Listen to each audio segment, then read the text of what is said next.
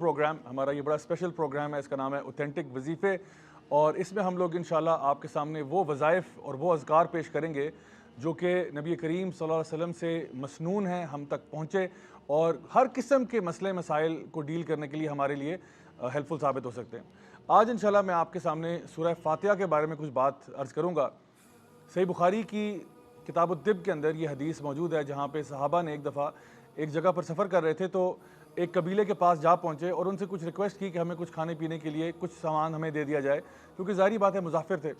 اچھا، ان لوگوں نے ان کو انکار کر دیا کہ نہیں جی ہم کچھ نہیں آپ کو دے سکتے۔ ان دا مین ٹائم کیا ہوا کہ ان کا جو سردار تھا قبیلے کا، اس کو کوئی سانپ یا بسو وغیرہ ڈس گیا، جس کی وجہ سے اس کی حالت جو ہے وہ بہت زیادہ کرٹیکل ہو گئی۔ اب انہوں نے دوبارہ سے کانٹیکٹ کیا صحابہ کو کہ بھئی اگر آپ میں سے کوئی شخص رقیہ جانتا ہے یا کوئی ٹریٹمنٹ کا کوئی آپ کے پاس طریقہ کار ہے تو پلیز آپ ہمارے اس سردار کی جو ہے مدد کریں۔ صحابہ میں سے ایک آگے بڑھے اور انہوں نے کہا کہ ہاں میں رقیہ جو ہے وہ جانتا ہوں، اور انہوں نے کیا کیا کہ سورہ فاتحہ جو ہے اس کا دم کیا۔ اب سورہ فاتحہ کس طرح دم کیا؟ سورہ فاتحہ پڑھنا شروع کی اور بعض روایات میں مینشن کیا گیا کہ 7 دفعہ پڑھی اور پھر ان کے اوپر بلو کیا، جس طرح ایسے کر کے، یعنی کہ جس طرح اس میں پھونکنا بھی نہیں ہے اور تھوکنا بھی نہیں ہے، دونوں کی بیچ کی ایک چیز ہے جو آپ نے پڑھ کے ان کے اوپر اس طرح سے بلو کیا، اور کچھ ہی دیر کے بعد وہ شخص جو ہے وہ بالکل صحت یاب ہو گیا۔ اب لوگ جو ہے وہ اتنا خوش ہوئے کہ انہوں نے ان کو ایز اے گفٹ کہہ لیں یا ایز اے ریوارڈ کہہ لیں، ایک پورا بکریوں کا جو ریوارڈ ہے وہ تحفے میں دے دیا۔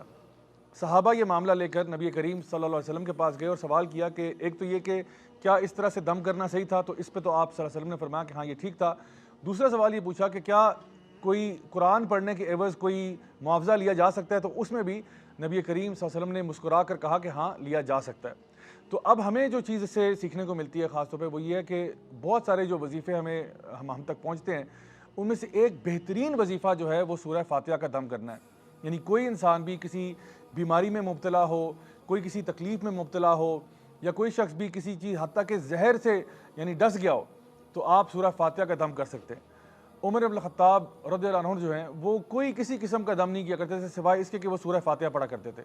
تو انشاءاللہ اگر ہمیں خدا نہ خواستہ کبھی زندگی میں کوئی تکلیف ہو، یا ہمارے گھر والوں کو یا ہمارے فیملی میں یا فرینڈز میں کسی کو کوئی پرابلم ہو یا تکلیف ہو، تو اس کو انشاءاللہ تعالیٰ سورہ فاتحہ کا دم کیا جا سکتا ہے۔ لیکن یاد رکھیے کہ وہ جو دم ہے وہ کنوکشن کے ساتھ ہونا چاہیے، دل سے ہونا چاہیے، اور اس امید کے ساتھ کہ اللہ تعالیٰ جو ہے وہی ہے جو شفا دینے والا ہے۔ تو انشاءاللہ آئی ہوپ کہ ہم لوگ اپنی زندگیوں میں اس چیز کو لے کے آئیں گے۔ انٹل نیکسٹ ٹائم، والسلام علیکم ورحمۃ اللہ وبرکاتہ۔